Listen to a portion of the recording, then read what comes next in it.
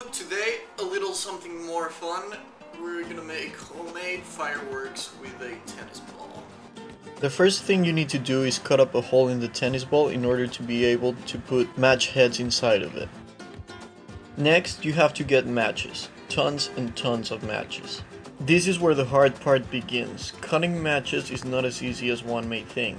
Cutting matches with scissors can be very painful and can take far too long. In the attempt of speeding things up, I tried using a knife, which made me think in a different way. Okay, so we just come to a great realization. This is taking far too long, and 320 matches are definitely not enough.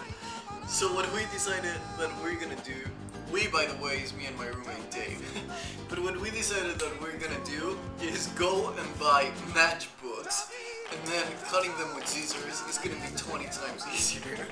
But I already bought these, so I might as well use them. Finishing the last matches knowing that the next 1,000 would be a lot easier made the job more enjoyable. After a good night's rest, I went out and bought 1,000 extra matches, making it a total of 1,320 matches. This time I made sure to buy matchbooks, which made it a lot easier for me to harvest the phosphorus. Pretty soon the match heads couldn't fit in the small boxes, so I had to move on to a bigger box. Everything was running smoothly and quickly. That is how 1,320 matches look like.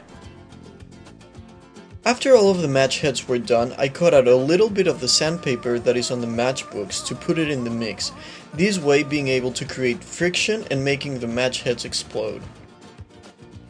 The next thing is putting everything inside the tennis ball. Putting everything inside the tennis ball was not as easy as I thought. My first attempt was a failure. Clearly not a good idea.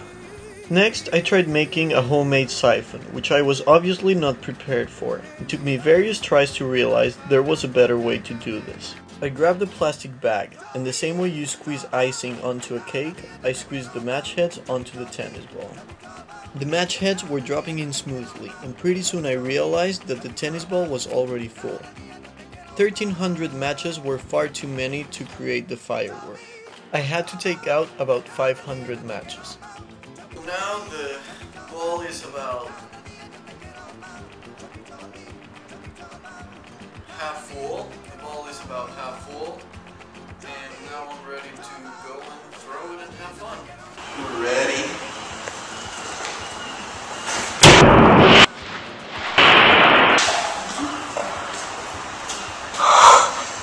Oh my god. Did you get it? Yeah. It smells like matches and it's still kind of warm and all burnt in the inside.